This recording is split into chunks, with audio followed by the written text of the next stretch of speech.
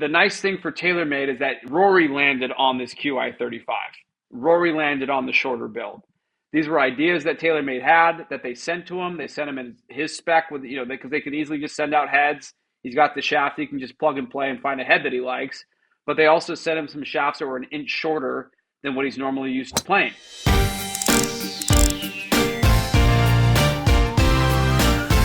All right, Fully Equipped, episode 288 of this show. I heard a stat that if a podcast makes it like 90% of the podcasts that go up don't make it past episode 10. So the fact that it Fully Equipped on episode 288 is a miracle, a good thing, and a testament to the amount of gear coverage that we do. We have an interesting show today. Something that's actually very near and dear to my heart. We have Chaz Bowker, who is playing. He's become a huge name in adaptive golf. He's got a pretty awesome story. He became a Callaway ambassador after I left Callaway. I met him through Josh Kelly, who is a hole-in-one trick shots guy on Instagram, obviously very golf famous now, but Chaz is, his star is rising. But really awesome guy, very, very passionate player and very, very good player. But he's kind of making the adaptive golf rounds right now. He finished second, I think, in his division. We'll get into it at the SCGA event a couple weeks ago. But it's something that Callaway, my old company, is very invested in. They're doing a lot around that right now, and I think it's an unbelievable platform. And watching Chaz, the guy hits it amazing. He's a great player, so it's fun to watch his progression and kind of him kind of grow into the golf industry a little bit. He's starting to get his face out there. He's been in a lot of videos with Josh Kelly. His Instagram followers are growing. He's getting to do a lot of cool stuff. He's got the Callaway deal, and it's just fun. I love seeing stuff like that. Like the well-deserved flowers for some of these people that work hard, and Callaway's is giving him quite a big megaphone now to kind of promote that platform. So excited to have him. He's gonna be on the back half of the show. And apologize for the audio. I've actually recorded that from the LIV Media Center, and it was so hot in Virginia this week that the power went out, so the Wi-Fi is a little screwed up. It's going to sound a little funky, but Mark Hannon, my trusted and fearless producer on the show, is going to make it sound real good. So nonetheless, show goes on, but here we are for episode 288. So a couple of fun things. I was on site at the RBC on Monday. I was there for a day. I actually worked as the rep for Callaway my last 3 years. And I was asked to kind of come in and help a little bit this week, which is actually kind of cool. Tommy Dietrich, who's one of our staffers, put in those cool irons, if you guys saw on Instagram. He was testing those new blades, but the blades that was sent to him were like a quarter of an inch short. So we theoretically might have had to build them a new set. So I had to get shafts in and ferrules. And I was working with Zach Smith, who's the tour rep for Callaway now.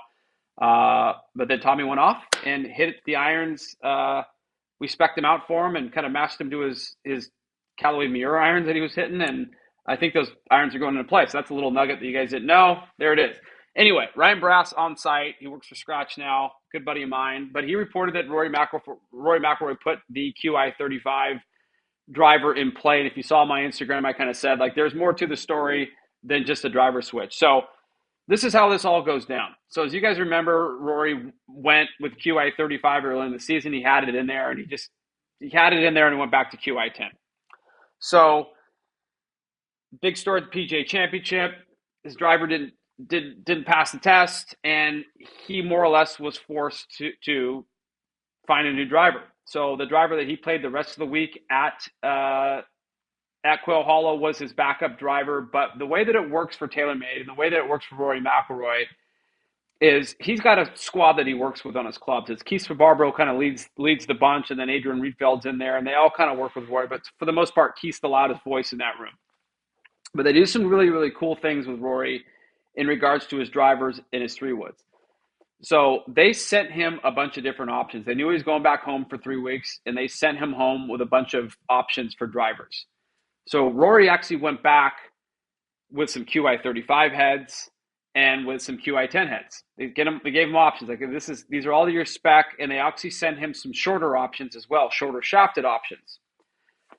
So he goes back home and starts hitting these drivers, and this is kind of the cool part of the story. So he actually landed, and the other cool thing that they do is they send him all with round grips. Typically, Rory plays with rib grips. But when they send him drivers to test in 3-woods, Rory likes to kind of fit himself at home. So he'll take the cog out and screw it around. So on these drivers and these adjustable heads, they'll send a round grip knowing that he's going to start screwing around with the cog. So he goes home, and the nice thing for TaylorMade is that Rory landed on this QI35. Rory landed on the shorter build. These were ideas that TaylorMade had that they sent to him. They sent him in his spec with, because they could easily just send out heads. He's got the shaft. He can just plug and play and find a head that he likes. But they also sent him some shafts that were an inch shorter than what he's normally used to playing. So typically Rory plays, depending on what ruler you measure it on, but say for argument's sake, he's 45 and a half to 45 and 3/4 end of the grip on his driver. The reason I say depends on what ruler, depends on what truck you measure it on. Everybody's got a different ruler. It's a total disaster, but that's just kind of how they do it. Anyway, he goes back and they send all these different options for him. And he landed on a QI35 dot head. And the dot head that they have, and this is kind of how they do it. And this is my assumption, because I kind of know that ecosystem. And I know kind of the options they send him. So the first thing that I noticed in Ryan's picture is that it was set at 1.5. It was at a 1.5 sleeve. So they have a cog that goes from it's got 3 different options. Like it goes down in half degree down to lower. So when you're in lower, if it's a 9-degree head, if everything's being equal, if it's in lower, it's in 7.5. But what they'll do, whenever I see them do that, especially with Rory McIlroy and Fleetwood, specifically, if I see the guys in a lower setting, it tells me that they're probably playing a head that's a higher lofted number head. So it might say 9 on the driver, but it's probably closer to 9.5 to 9.75. So the fact that Rory is in, at the lower setting tells me that he is in one of those higher lofted 9-degree heads, so that the loft's probably closer to like 8, 8.25. But he is in a build now that is at 44 3/4. So he's an inch shorter than he typically plays. That's going to bring in dispersion. Is he going to lose some yardage? He's probably going to lose about 7 or 8 yards to carry in the air. But in this case, the ball flight's a little flatter. There's a little bit more control. Now, Rory's driver his driver statistics haven't really changed all that much over the last 2 or 3 years. He still drives it the way he drives it. The assumption here is that his bad days are going to be a little bit less. So what happens with Rory is he either becomes the greatest driver since Jesus Christ, or he just has bad days where he can't hit fairways. And the way that they're designing these golf courses now is they're not making them longer. What they're doing is all these landing areas where the big hitters are hitting it, they're pinching in the fairways. So Rory hits this big draw. Typically, he hits it straighter with a big draw.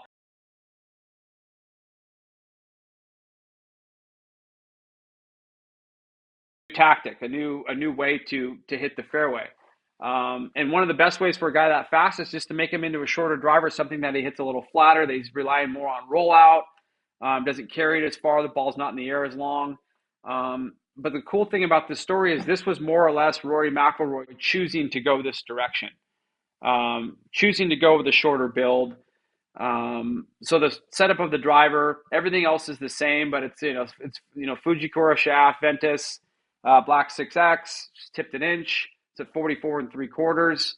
I'm assuming the loft is probably closer to 8, 8.25. It's one of those dot heads that everybody talks about, which is essentially like a LS, and their core head had a baby. That's kind of what the dot head is. There's more to it than that, but that's the easiest way to explain it. And the 3-wood he's always liked, but the 3-wood, just felt like he's one of those guys that if he walks in the shop and goes, I just got this new, Aero Max driver, got to get the 3-wood too. That's kind of how Rory thinks. He just doesn't want to have a QI10 3-wood and a QI35 driver. It's like, I'm putting the driver in, fuck it, let's do the whole thing. So the 3-wood that he had in the QI35, he liked it. He already liked it before. He took it out of the bag because he switched back to the QI10, so he wanted everything to match up. He's just that way. So that's why the 3-wood's in. It's 42.5 inches long. It's at 15 degrees. The normal 8X tipped an inch and a half. Ventus Fuji Black, and that's the Rory thing. It's going to be interesting to see at TPC Toronto how it performs. I'm curious to see, as far as distance is concerned, some of the bunkers he might attack with this new driver. I think it's going to make a difference when it comes to carry and all that fun stuff on some of these bunkers. Like, there's some of these bunkers that are out there like 320, 330 that Rory will stand up there with his driver and just hit this big fucking tomahawk over the bunker. I'm curious where this new driver build's going to come and play. Is that decision's going to be a little bit more thought than just like, where's the bunker? How far? I'm just going to flip it over this bunker. I think with this new build, some of these bunkers he's going to have to think about. because the ball's not going to carry as far. In theory, that's kind of what the shorter driver does. It just goes straighter. It's easier to control, but it won't carry as far. But in some cases, to be honest, if you want a little nugget, Rocco Media just went to a shorter driver and he hits it 15 past his longer driver. So who the hell knows? But the idea, based on what I know of how this stuff works, he should be giving up about 7 to 8 yards to carry. And ultimately, after you add them all up, he'll probably hit a fairway and a half more. And if you give Rory McIlroy a fairway and a half more per round in a major, it's a big fucking deal. So that's the inside nuggets of what's going on with Rory McIlroy and his drivers. It's gonna be really cool and fun to watch as we go along. We'll kind of keep reporting on it as the week goes, but that's everything you need to know about the Rory thing right now. So we're excited about that, and we're going to move on to the next topic. And this isn't confirmed yet, but it looks like it's going that way. So we'll be able to tell by Friday when this podcast, will kind of go live. I think Bryson is actually going to put those new irons in play. I posted a picture of them at LIV Miami. The ones that I took pictures of at LIV Miami were not the finished product, but it looks like he's probably going to make the switch into these irons. And they made some adjustments to the irons. The set that he had that I saw him hit him on the range. I literally saw him test them for the first time. I was standing right behind him, kind of talking to him. I was hitting them. They made a few tweaks to the sole of the iron. They took a little bit of relief out of the back edge. They were a little grabby at the last set. This new set gets to the turf perfectly, but everything else is apples to apples. He's pretty excited, and all he wanted out of these new ones was slightly better turf interaction than his Avodas, but everything else being apples to apples. What these things do have now, these new irons, is they have like 80 grams of tungsten out by the toe. So it's kind of a math equation when it comes to his irons, because remember, his irons have bulge and roll. So like if you hang the iron down in front of you and look at it from a side view, there's a lump like this. Now, the idea is that with bulge and roll, it cleans up a miss. It makes your toe misses a little bit better and your heel misses better. I'm of the opinion that you have to be an elite ball striker to really make that idea work. Bryson hits it as good as anybody in the world, and he's fast. So in my opinion, with irons like that, you need to have those dynamics to really take advantage of that technology. Do I think at some point they will figure it out and make irons like that could be at a consumer level? Yeah, but the ones that Bryson are playing, they're all 37 and a half. They're all like 66 lie. They're heavy as shit, big grips, stiff shafts, smaller head profile. I mean, every iron kind of looks the same, to be honest. Like the 5-iron and the pitching wedge don't look that dissimilar. But these ones, they're like a serious iron. So it's going to be, I'm 80% sure he's going to make the switch into these irons. And it's a cool story because it's a cool setup, but these are the most Bryson DeChambeau irons.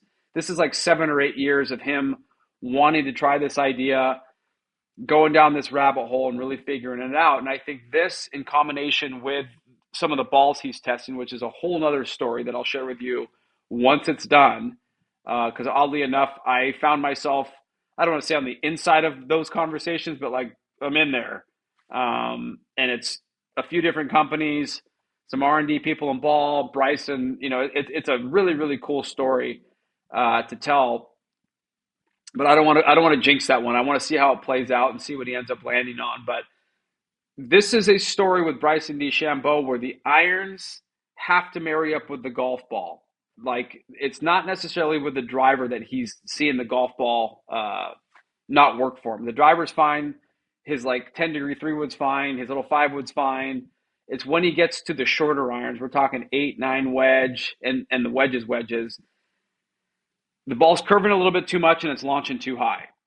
So Bryson has one of one impact conditions. Like, there's nobody else that hits it like he does with the angle of attack, dynamic lie, dynamic loft with an iron that's 37 and a half. Like, it's very unique. So, some people will say about Bryson, like, well, why doesn't he just play normal irons? Like, he hits his 6-iron this far, but the 6-iron's at like 20 degrees or whatever. Like, a normal 6-iron for Bryson, he'd spin it off the planet. He'd launch it at, straight to the moon, and it would still be spinning.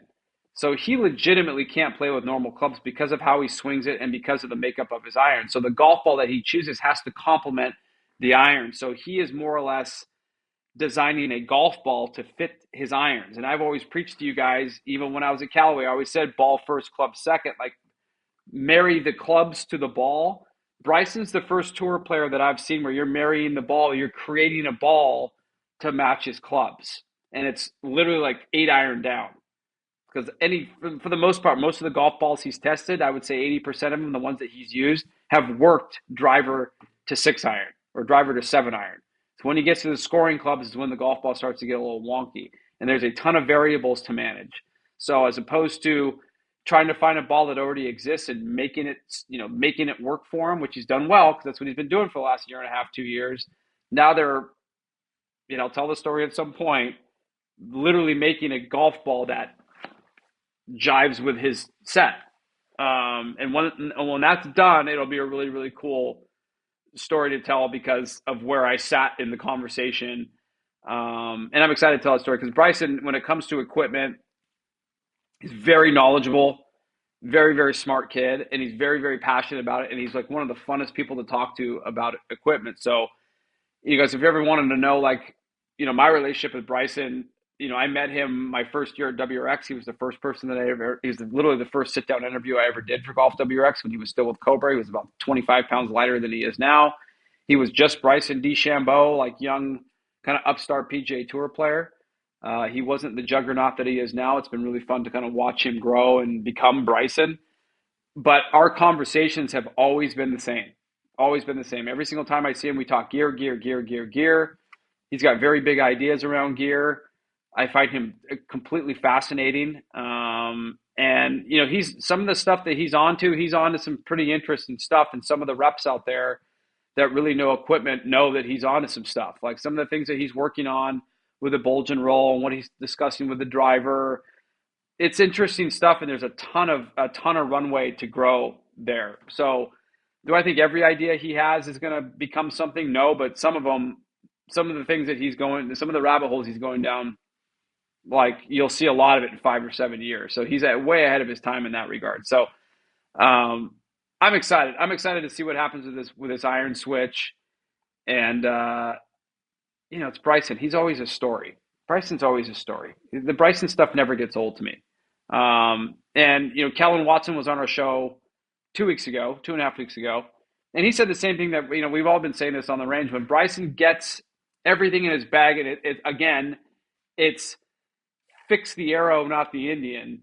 When he gets his bag and everything, and he's really excited about top to bottom, Scotty's the topic of conversation right now. Rory's in the conversation. There's a lot of good players, but Bryson is going to give all those boys, he's going to continue to give those boys a run for this money because he's the closest thing to robot golf that we have. Scotty's up there for sure. Like, make no mistake, he's one of the best ball strikers we've ever seen. But Bryson's a robot, and Bryson's system for playing golf, when all the variables are manageable, which right now there's a couple of variables that are kind of off the reservation that he's having to manage. When he doesn't have to manage variables, that's when Bryson DeChambeau gets very scary because nobody on the planet drives it better than that guy. They don't. Like, nobody drives the ball better than Bryson DeChambeau. And he's a phenomenal putter. So it's going to be interesting. It's going to be really cool. So let me talk a little bit about some other stuff that's happening at LIV. And just for some context, golf.com became a media partner of LIV right when I started, which I was excited about. I've always been a fan of LIV. I love a lot of the players out there. I get it that not a lot of people are watching it. And there's a lot to be said about that. The product itself lives not in the normal market, like the first tournaments like in Riyadh, and you got to watch it at 4 a.m. And, in that regard, they don't do themselves a lot of favor. I think, if LIV could get in there and hit the ground running at the beginning of the year domestically, I think they need about 4 or 5 more U.S. events, and they need domestic events in the top half of the year to start to draw awareness and get people excited about it. But this is a fun venue. It's a fun platform. I just don't think it's had enough oxygen to breathe. I think it's, if I'm being super honest, it's kind of like what happened with Trump when he got elected in 2016. The moment he got elected, people were just trying to bury him. The media and everybody were like, this sucks. So you never really had time to, we have no idea what it looks like under normal circumstances. LIV's kind of the same thing. The moment it came out, it was bad money. This is bad for the game. You're screwing everything up. But I've said this on Ian Fraser's podcast too. Like, I truly believe that if they have all things being equal and they're treated as a legitimate number two platform to the PGA Tour, I think this tour has legs. And do I think the format needs to go to 72 holes? 100%. Do I think that the shotgun start thing's a little wonky? There's adjustments to be made, but I tell you what, they get around 4.5 hours, no problem. So the pace of play is there. So there's a version of that really works. But it's a cool tour. I have fun out here. I really like it. And I like the equipment ecosystem out here too. It's kind of the Wild West. And a lot of these guys are now free agents. So you see a lot of open bags. And that part's been really, really fun. So for example, Abe Ancer has become a buddy of mine over the years. Actually playing with him in the Pro-Am this week. But I know his bag inside and out, and he's got a bag full of Miuras. He's got artisan wedges. He's got a ping driver. But this week, for example, his Sim 2, he had a Sim 2 3-wood that he loved, and even at Callaway, we were trying to get that out of his bag for the longest time, and nothing could beat it, and it finally cracked.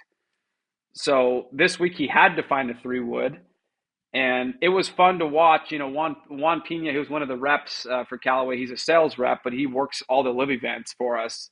Very, very smart guy.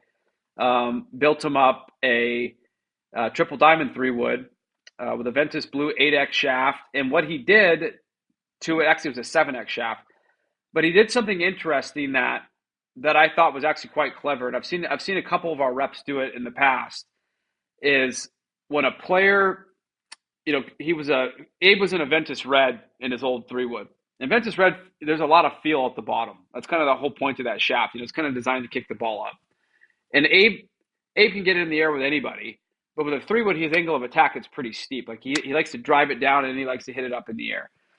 So what Juan did was Juan actually put him in a Ventus Blue and didn't tip it at all. So you're going from like a handle stiff, really soft all the way down Ventus Red into a shaft now that's not as handle stiff, gets significantly stiffer as you go down. It's pretty tip stiff, but he didn't tip it, so there was still just enough play at the bottom to make Abe feel like he's getting a little bit of a kick. And I tell you what, the moment he handed it to Abe, and this is the first time I've ever seen it with Abe. I haven't seen it. I've seen people throw 3-woods at this guy for years, and none of them make the cut. This was the first time that he actually hit 3-woods that were substantially better than the Sim 2 that he had.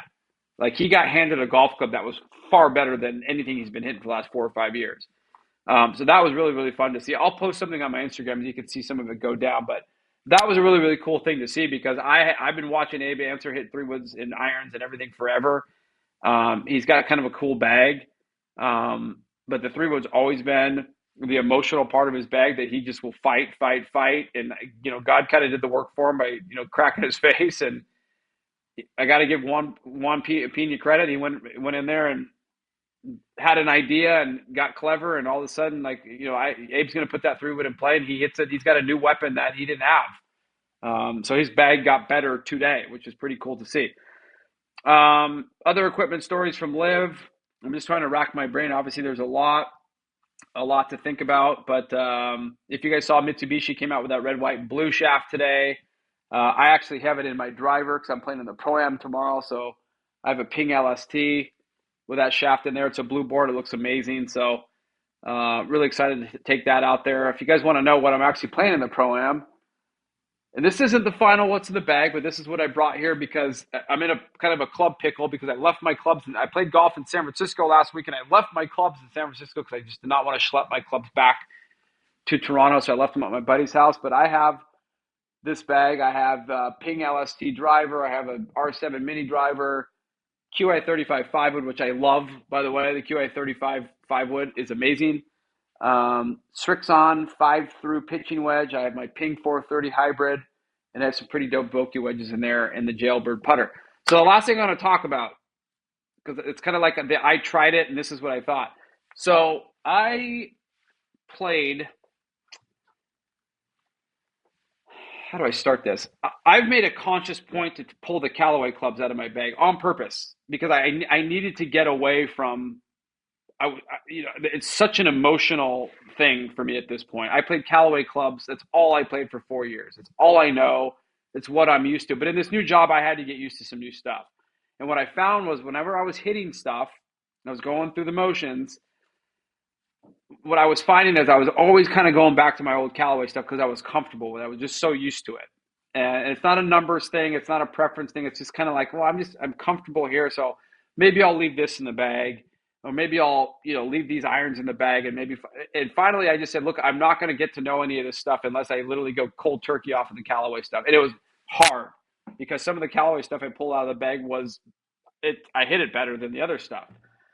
So what I've been doing is just kind of force feeding myself, like, okay, I'm going to put this set of irons in and I'm going to play them for 5 rounds and see what they do. So I'm trying the Srixon irons out now. We're going to let them roll. But the only club that I really, really gave a chance to since I started with golf.com was the Lab putter, because I am addicted to my Jailbird. I love this putter. It's the greatest putter. I have 2 of them. I love them. I don't think there's anything better on the planet. So I started testing some other putters, and I really gave this Lab one a shot. I gave it a shot for like 2 months at home. When I played with it like 7 or 8 times. I was like, okay, I'm going to make this work. I want to make it work. I tried it with Shafley, and I tried it straight up and down. And I really, really, really tried to make it work. I just couldn't do it. Couldn't do it. And I think it's the center shafted thing. I just can't get used to it. And I had 1 round with it that I got really streaky and was making some putts and was feeling pretty good. But the other rounds, it wasn't a disaster. I just didn't putt great with it. And that's not the putter, that's me. And that's why I keep going back to when it comes to Lab golf and it comes to putters like that, the zero torque thing, you really have to be, it's a very specific piece of equipment. The way they're being marketed is that anybody could grab one of these putters and make it work. I don't think that, I totally disagree. I think when it comes to zero torque, you got to be with somebody that knows how to fit these things, and they have to look at it and go, this is exactly what you need. You need this zero torque with this shaft lane to make those putters work. So do they work for me? They don't. I've tried different variations now from different companies. I really tried the Lab thing. They're beautiful putters. I couldn't make it work. I think it would take Sam getting this, like going to the Lab at Lab and working it out there. But on my own, left to my own devices, knowing what I know how to do to fit myself into a putter, I couldn't make it work. So I'm definitely going to go see Sam this summer in Oregon. At some point, we're going to do a visit to Lab. Because I think his putters are wonderful. I wanted to be a Lab guy on my own so bad, but I think it's going to take Sam getting hands on the situation to make that work. So that's a TBD, but we're back to the Jailbird, and we're happy. We're happy there. It's just back there. We're just resting. So anyway, we're going to get into this interview with Chaz. Very proud of this guy. Like, I hope you guys kind of see here what I see, but he's a really, really cool guy. And just great for the game. Like I'm one of those people, like if I think you're legit good for the game, there's all this like grow the game stuff. And with all the influencers and all this stuff out there, like it's growing the game on YouTube. But like Chaz is one of those guys that's legitimately inspiring. He's a short guy. That's his challenge. Is he says it in the interview. I stopped growing when I was like 11, and this is how tall I was, and I just kind of made it work. But the way that he goes about his life and the way he does things, like you want to talk about somebody that just lives life making it work and making things happen with what he has. Like I hope my boys, I have 2 sons, I hope they get a little bit of what this kid has, because this is the kind of stuff, in my opinion, that these are the people that make the world go round. It's that little, I can't put a finger on it, but it's like that. Maybe it's gumption, maybe is the word, or I don't know what it is. He's a cool story. He's a really, really cool follow. So you guys find him on Instagram, support this kid. He's fantastic. I'm a huge fan of this guy, so I'm really happy he came on the show. Shout out to Callaway for supporting him, because that's amazing. But I want to blow this guy up. I hope he becomes like super fucking golf famous and makes millions of dollars doing what he loves, because he deserves it. He's a really cool story. So we're getting into it with Chaz. This is Fully Equipped. We'll be back next week. It's US Open week next week. It's going to be a busy week. We'll be on site. But it's Johnny Wunder. We're going to pivot into Chaz. Here we go. Okay, I do this every single time, Chaz. Episode 288 of Fully Equipped podcast. And I'm here with a new friend, somebody I met when I was still at Callaway, but his his rocket has absolutely blasted off since I left. Maybe I took off and this guy just went nuclear. It's Chaz Bowker, new Callaway ambassador. Mm-hmm. And where did you finish? You finished second at the Adaptive Open, the SCGA. I finished second in my division. Ended up shooting even par for 2 days. It was two under one day and two over the second day. So I was really happy about that finish. And yeah, I'm just excited to be working with Callaway. Well, we're gonna get into the tournament. We're gonna get into all that stuff. But this is what I really want to know. And you and I met through Josh Kelly. For people that don't know who Josh Kelly is, he's a hole-in-one trick shot guy. He's also a Callaway ambassador. That's kind of how I first got introduced to you, and then obviously saw you play a little bit and been following along pretty closely over the last few months. So let's just talk about the beginning though. Where did you get into the game? How did this start? Like how did we get here to where we are right now? Um, it probably happened about 20 years ago or so when I found out that I wasn't growing the same size and the same speed as everybody else. And I knew team sports wasn't for me. And my grandpa actually played golf, and I knew that he played by himself. So one day I decided to steal his clubs, and I went out there and I fell in love with it. And do you remember, And I just kept pushing my really quick, Chad, where did you grow up? I grew up here in Santa Barbara, California, Okay. just a little coastal town. My dad was a surfer. I wasn't a big surfing guy, and I was more land friendly. So golf found my heart. So, and what golf course? So you're up, you're in Solvang now, which is, kind of a sleepy little town just outside of Santa Barbara. I've been there a bunch. Anybody that's gone wine tasted up in Santa Barbara somehow always ends up in Solvang. What Yeah, courses exactly. did you grow up on out there? So I grew up on this actual little nine hole called Zaka Creek. I went out there one day and fell in love with it. Met a good group of guys. The first tee was there. Kind of stuck with that, going to all the programs, and then eventually I found out that I'm good enough to go play a bigger course. So I came to the Alisal, and I've been playing here for about 15 years now, and now I'm the operation manager of outside services here. So that's a wild, like it's a. So I played I used to play the Santa Barbara Amateur, and they used to play the La Prisma Invitational. So La Prisma is another course that's up there, very very tough golf course. And then what's the other one Hmm that's on the water up there? It's like It Silver something. What's the name of that course? Sandpiper, Sandpiper. There it is. Sandpiper, it's called. Yeah. Now, do you get out and play those courses at all? I get out to La Prisma quite a bit, only in the morning though, because after 12 o'clock it's absolutely blowing. Right. And Sandpiper is a Yeah. great track. It's just super crowded, so it's kind of a hard to get out there sometimes, especially when I have full range here at the Alisal. So So when it comes to, we all kind of have that moment, and you've already talked about, your, I don't know, challenges, whatever you want to call them, like so.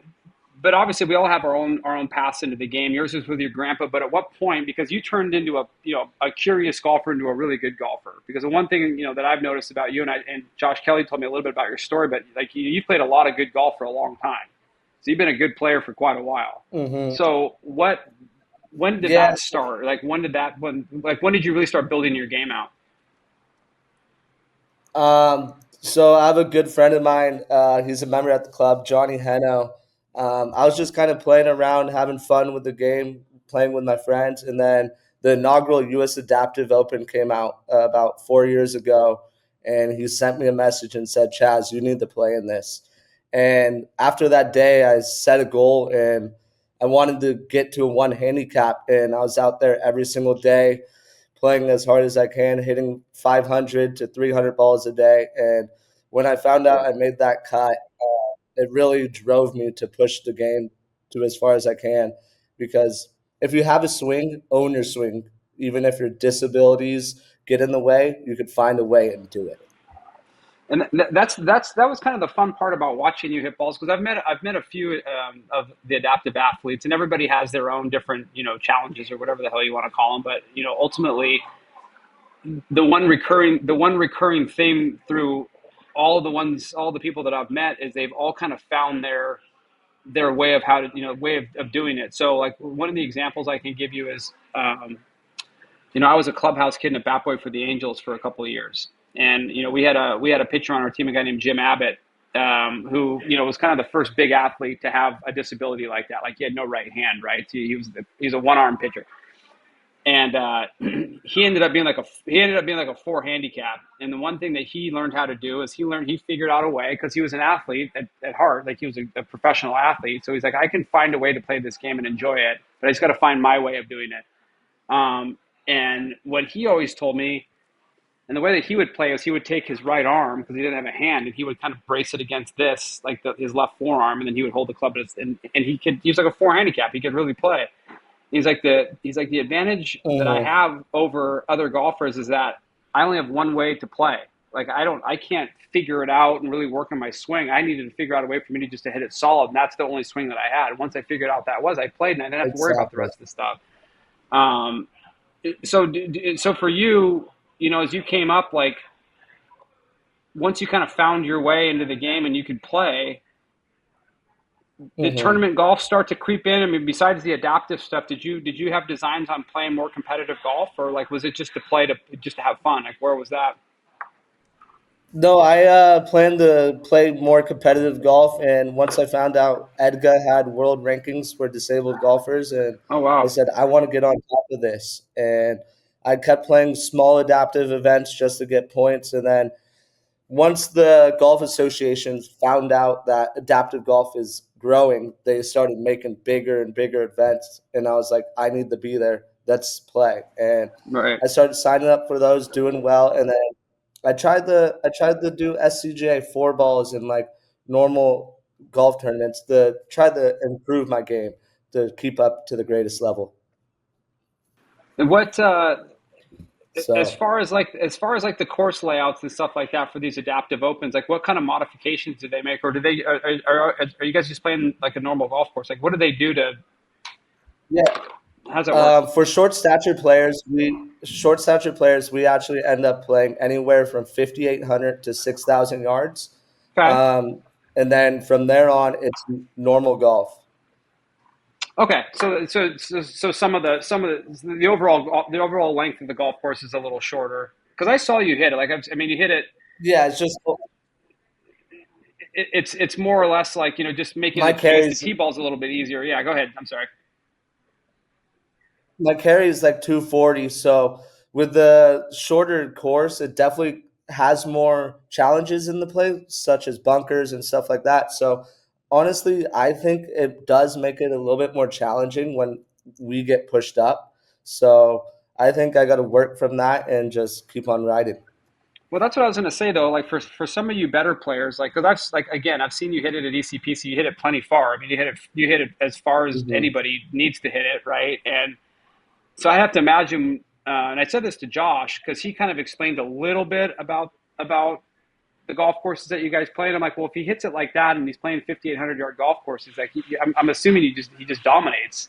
Because I mean, Yeah. you could play the way that you hit it. You could play on a 65 or 6,600 yard golf course and be just fine. You're still shooting good scores. Mhm. So what's the strength of your game? Exactly. Like, what do you think you do really well? Definitely my driver. Okay. I rarely miss a fairway. I'm average like 1 to 2 misses a round. So that's Wow. definitely a key Wow. part of my game. And Okay. yeah. And then honestly, I think my putting, because with my height not being so far away from the ground, I could really see the adulation of the green a lot better than most people. Because if you think about it, I'm 4 feet from the ground, not 5'6", not 6 feet from the putting surface. So I would definitely say my driving and my putting is my key to my game. So when did the Callaway thing come about? So I was there sort of, that was at the tail end of my time there when you kind of got introduced to everybody. And then after I left is kind of when that went into orbit. And that's why I said at the top of the show, like you went from like everybody in the circle kind of knew who you were to now like you're kind of golf, you become kind of golf famous in the last 3 or 4 months. So like what's that been like? Oh, it's been absolutely amazing. I'm happy to be paired up with them, spreading awareness for adaptive golf. And I would honestly think it was probably that night that I saw you, and within that week, I started talking to everybody at Callaway, and they They just wanted to start working with me, and ever since then, it was set in stone. Have you? So you've done the whole ECPC fitting. You've gone to the test center. You did the whole thing. And what was that like for you?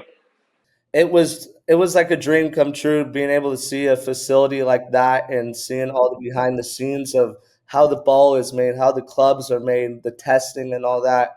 And then once going down the easy peasy and having my fitting time, it was exciting because at first when they saw my clubs that I was playing, they go, "Who did this?" And I Right. said, "I did." You're looking at them. Yeah.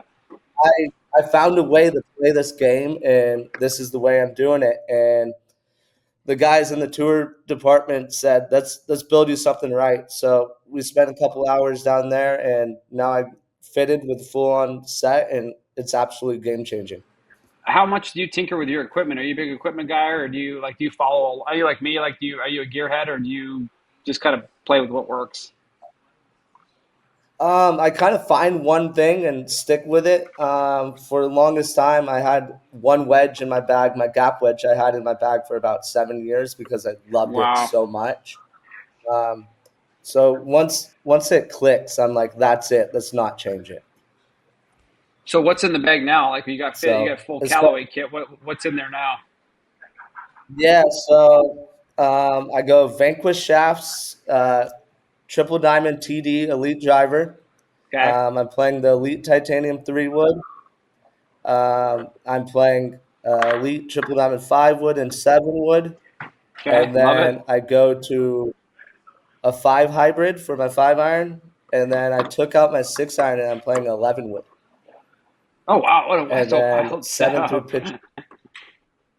Yeah, I had a problem hitting the ball high with my 5 and 6 irons, so we found a way to get that ball up, and Right. I thought it was the right move, so we did that, and then I played AI 200s from 7 through pitch and wedge. Who at ECPC did your fitting for you? Was it Garrett? Did Garrett help you, or who'd you work with? Yeah, Garrett and Clayton Kritzer, the new adaptive team fitter and the long I drive. love. Yeah, Clayton's the best. Clayton's one of my favorite people in the world. He's a great dude. He is fantastic. So let's talk about And, this the adaptive tour because it's become a there's obviously a bunch there's a bunch of tournaments. It's not just the Southern Cal one. It's kind of like countrywide. How many different events are there? Around the states, around this year, there's probably going to be around 20 events or so, and I'm signed up for about half of those due to travels with Josh and stuff like that. Next month, starting June or July 7th through 9th, is the Woodmont Country Club USGA Adaptive Open. Um, Is I'm that the big? Is excited that for the that. is that the big one? Yeah, that's the biggest Yeah. one of the year. It's considered a major. So I'll Okay, that's be awesome. hung up with That's the awesome. greats such as Tiger, Phil, Jack, and all them if we get a good results. What course is that at again? Woodmont Country Club in Maryland. Okay, so I saw one of your buddies here.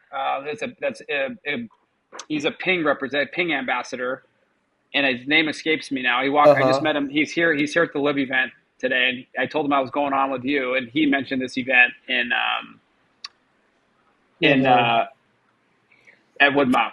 So it's a big event. Now, Okay. do you have to qualify for that event?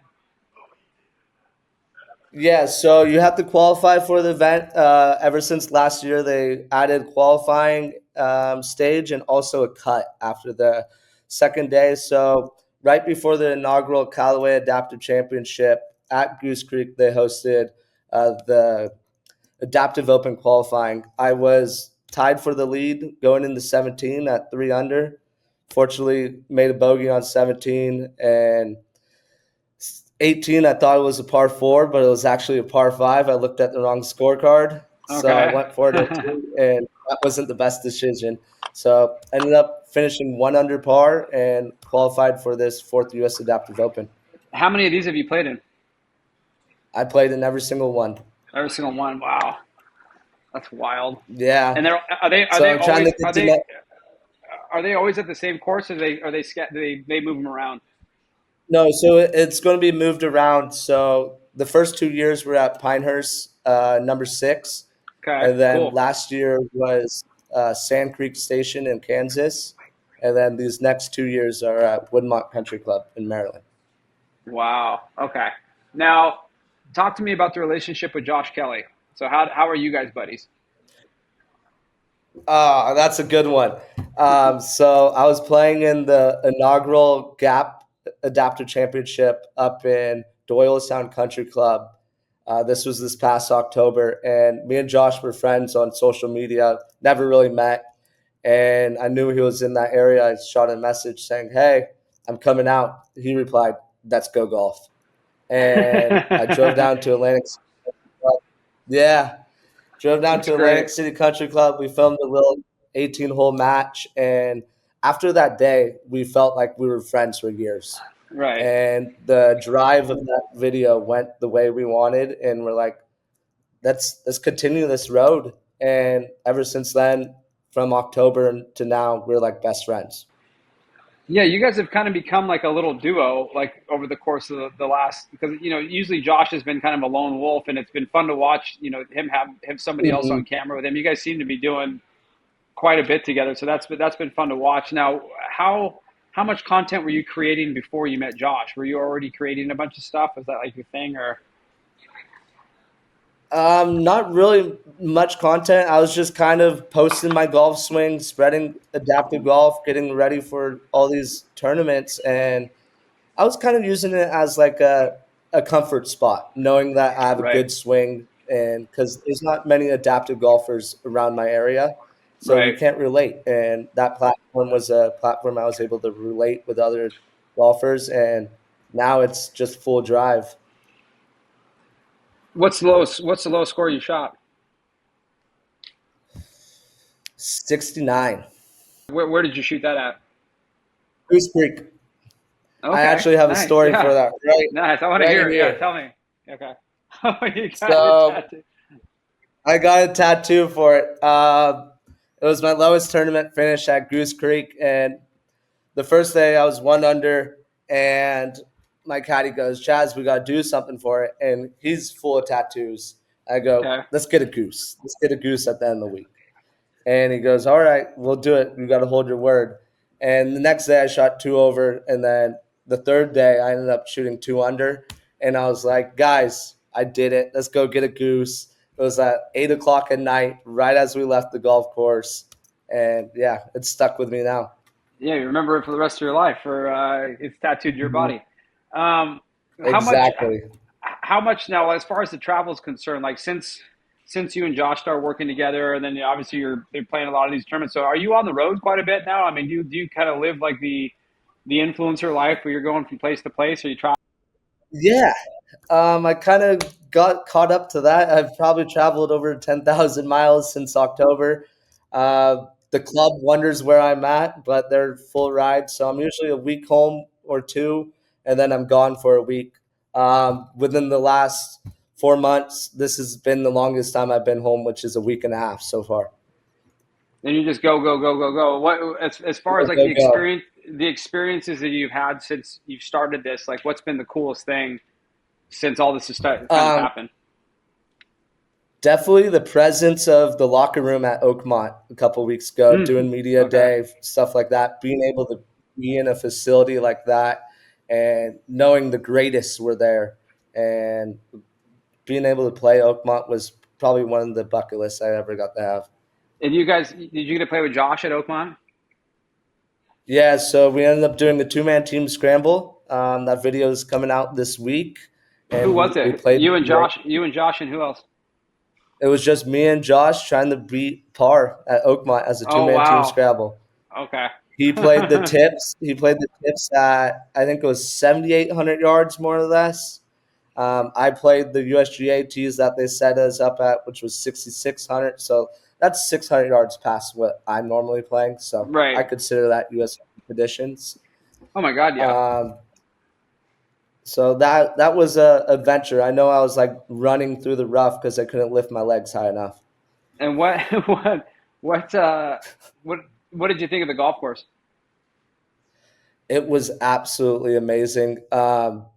It I watched this history video about it yesterday when it was first developed, And if you really picturize it, there's not much that has changed. The history is all there. The holes are still laid out that they're supposed to be when it was first designed. And I'm a big history guy when it comes to golf, so that definitely Okay. touched me. Do you have a do you have like a pretty keen how do I want to ask this question? Like since you're such a golf nut, like and you said you like study history. Is there a player's career that you kind of really like kind of inspired you though? As like anybody you can point to from the past? It's like I got into the game because of this guy and he was kind of my hero. Ken Green. Kenny Green. Okay, Kenny interesting. Green, Yeah. he's an adaptive player now. I got to meet him at the Hmm. inaugural USGA Adaptive Open, and I read his book about him walking down 18 at the Masters with Jack, and now I'm being able to play with him at the Adaptive Open with all the things he went through. Right. I could He got relate to that. he lost his legs, right? Isn't that what happened with him? Yeah, he lost his right leg. Right leg. That's what it was. Yeah.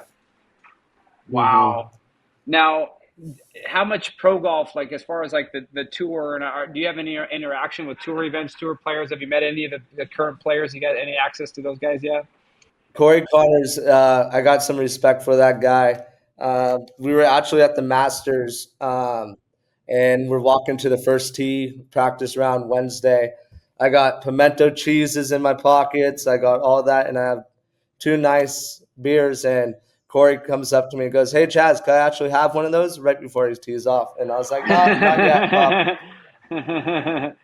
um, okay, so we're gonna So, get we're gonna get a little serious here because this is I guess for the kids and for anybody that's out there that got into the game like you do. So you've obviously kind of made it. As far as the adaptive golf is concerned, you've become kind of a mhm. north star for a lot of these kids. Are going to come up and watch somebody like you do it, and so talk to me just a little bit about if you had a son, right, and he had the same challenges that you had when you were growing up or whatever. Like, what would you tell your son or your nephew or whatever if they wanted to get into golf and how to kind of end up doing what you're doing now? I would say embrace your own self. Your height is the height that you want it to be. So you could be 6'4", you could be 4'4" like me. Just try your best, go out there and give it your all. So that's what I will tell my kid because exactly what my dad did. My dad made me try out every single sport. I even played Right, basketball, and that would not work. But I had the drive to go and do something because I know if I put my mind to it, you could do it. There's right. nothing really holding yourself back besides yourself. And how, So lastly, how important has Callaway been as far as this adaptive tour? I know they've become pretty active in that space. How active are they, and how helpful is having a big company like that, like getting involved in the adaptive stuff? it's truly amazing. I don't know where my game would be if it wasn't for them, even though it would be good, but it definitely raised to a higher level with them, fitting me to the right performance stuff and equipment that I need. And anything, they're one text away. I send them a text, I get a reply. And that space that you could have with a company like that is truly good because you're not just a lonely soldier. They're there for you. They're looking out and having them out there at the Adaptive Championship this past week, knowing that they're caring and watching every single player is huge for the game because you're not let alone. Yeah, they've seemed to I don't want to say buy in, but they've become really active in that whole adaptive golf space. Like they seem to kind of take ownership of the space. They seem really Mhm. supportive. So I always thought that was a really cool thing that they were doing, and it's obviously a big story right now. And it just so happened, which is the cool thing, is they got involved in that, and then It they really bring you on is. as an ambassador, and then now you're doing what you're doing. So it's kind of like it's a bunch of cool shit happening Mhm. at the same time. So like that's it's been fun for me to watch. I'm not there anymore, but it's been fun to watch from afar. And Mhm. of everything that I've seen come out of Callaway the last 3 months since I've left, I would say bringing you on and doing what you're doing has been the most exciting Yeah. thing for me to watch. I think it's really cool. I love it all. Thank you. I appreciate that. And I feel they're also getting in at the right time, especially with um, the Olympics and the Paralympics coming to LA within the Yeah. next couple of years. There's talks about golf being in the Special Olympics. Okay, we'll end with that. Talk to me about that. Could you play in that potentially? Could you play in this in the Special Olympics in LA? Yes, so as of now, golf isn't fully announced into the Special Olympics, but there's this organization I was actually just down with 2 days ago. It's called Angel City Sports. They're an adaptive sports clinic organization that drive to get medicals and hospitals to send their kids into the right direction so they could get into sports. And we were lucky enough to have a day at LA Country Club, and Holy we moly! Okay. showcased what adaptive golf. Yeah, I'm actually wearing the shirt right now. Yeah, yeah, I Angel City like it. Sports. Nice. Yep. So we got to hang out with the pros, the members, and kind of talk about what Special Olympics is all about. And so I'm happy to be a part of that team and keep the drive going. Well, Chazzy, I gotta say, bud, it's been really fun to watch, and I know this is just the start, of you kind of on your big golf journey, but it's been really, really, really fun to follow along, and I know, I guess the thing that I got excited about, and I saw a lot of the pictures on your Instagram or whatever of you playing in the SCGA event a couple weeks ago, and the one thing that I've told people that I've asked about you, I'm like the one thing about this whole thing that's fun for me to watch is the amount of passion that you have to do this stuff. Like you really love it, and you're like you're bought in and you care. And Yeah, in my function for what I do, and I've been in this game for a long time. Whenever I see somebody with a ton of passion, I get excited. So it's. I hope you never lose that part because it's thank you. really I fun to. It's appreciate really that. fun to watch. Yeah, it's really really fun to watch. So, how does everybody find you if they're looking if they want to Thank follow you. you? Chaz100 on Instagram, ChazOnehunit. And exciting news, the YouTube channel is about to drop at the end of this month. So Okay. stay tuned for that as well. Well, thanks for coming on Fully Equipped. Absolutely. Thank you. Yeah, no, it was a pleasure. Thanks for doing this, and yeah, and I'll see you. I'm sure I'll see you. I'll see you soon enough. We'll cross paths again.